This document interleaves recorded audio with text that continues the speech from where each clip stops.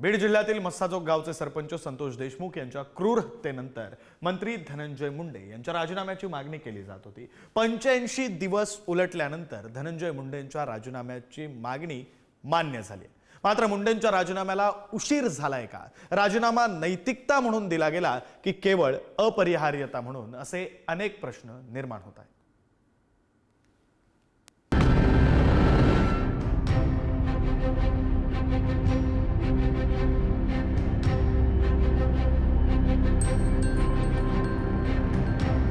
हा राजीनाम्यापेक्षा शपथच नाही व्हायला पाहिजे होती, तर या सगळ्या गोष्टींना, पुढच्या भोगांना कदाचित सामोरं जावं लागलं नसतं। मंत्री धनंजय मुंडे यांना राजीनामा स्वीकारून या ठिकाणी मुक्त करण्यात आलेलं आहे। तब्बल 80 दिवस नैतिकता धुळीस मिळाल्यानंतर मंत्री धनंजय मुंडेंवर कारवाईची कुऱ्हाड उगारली। संतोष देशमुखांना हालहाल करून मारतानाचे 15 व्हिडिओ आणि 8 फोटो बघून अवघा महाराष्ट्र सुन्न झालाय। त्यामुळे हे प्रकरण सरकारवर शेकण्याची शक्यता निर्माण होताच धनंजय मुंडेंना मंत्रिपदाचा राजीनामा देण्यास भाग पाडलं।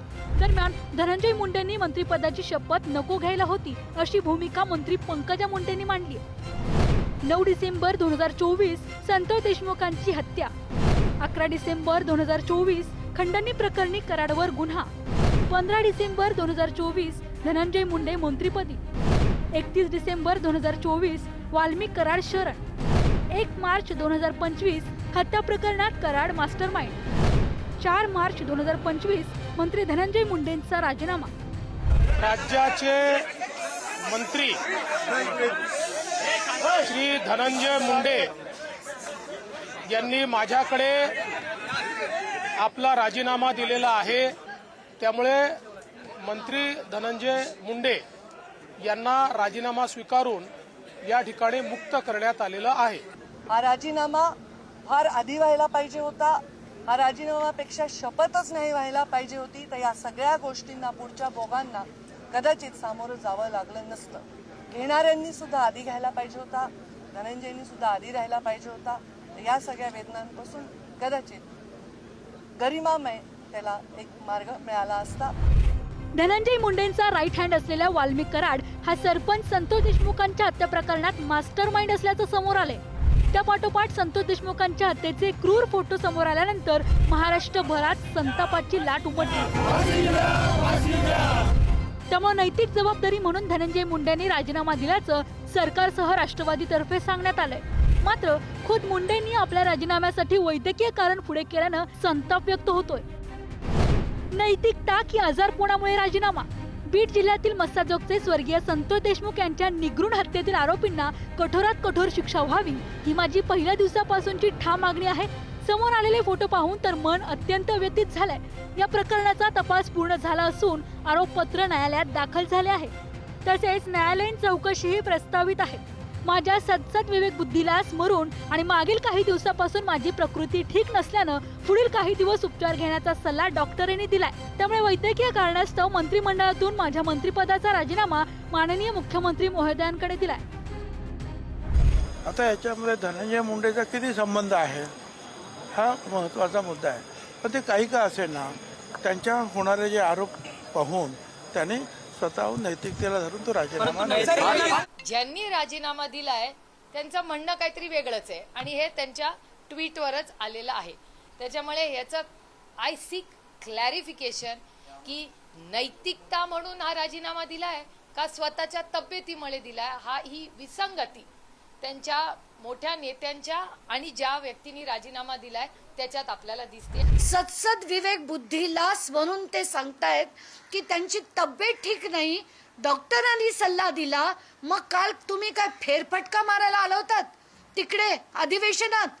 काल तर तुम्ही ठणठणीत दिसत होतात, सगळ्यांची गप्पा टप्प्या भेटी गाठी सगळं झालं आणि तुम्हाला डॉक्टरांनी का रात्रीच सल्ला दिला? अरे तुम्हाला लाज नाहीये, लाज नाहीये। आताही तीच मगरुरीची भाषा आहे। महा दुखत आहे म्हणून मी राजीनामा देतोय उपचारासाठी। पदाचा आणि उपचाराचा काय संबंध आहे?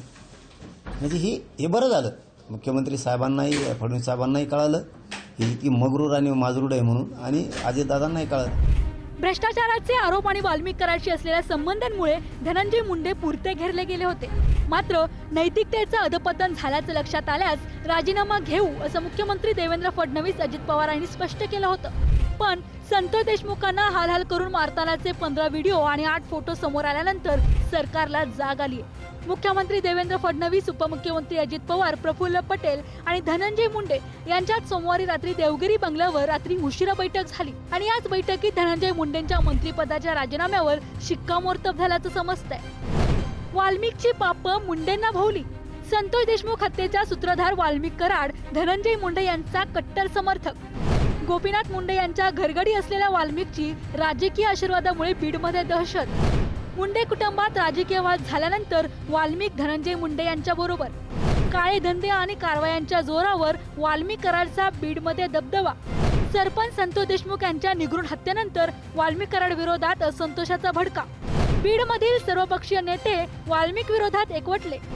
धनंजय मुंडेंच्या आशीर्वादाने वाल्मिक कराडचे कारनामे सुरू असल्याचा आरोप. वाल्मिक कराड आणि टोळीच्या कारनाम्यामुळे धनंजय मुंडेंना मंत्रिपद गमवावं लागलं.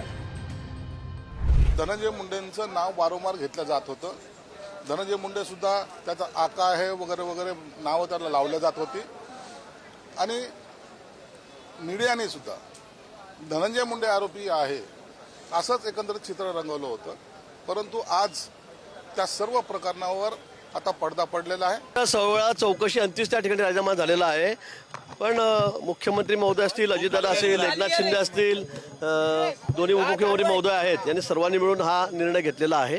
मला वाटतं उशीर झाला पण चौकशी करून सर्व चौकशी अजून चौकशी सुरू आहे, काही अंतिम टप्प्यात आलेली नाही. गेल्या वर्षी 9 डिसेंबरला सरपंच संतोष देशमुखांची हत्या झाली. या प्रकरणी धनंजय मुंडेंचा राईट हँड वाल्मिक कराडचं नाव पहिल्यापासूनच घेतलं गेलं. मात्र असं असतानाही 15 डिसेंबरच्या मंत्रिमंडळ विस्तारात धनंजय मुंडेंना स्थान देण्यात आलंय. तेव्हा जर सरकारनं धनंजय मुंडेंना पाठीशी घातलं नसतं तर आज इतकी नाचक्की झाली नसती, हे मात्र नक्की. ब्युरो रिपोर्ट, पुढारी न्यूज.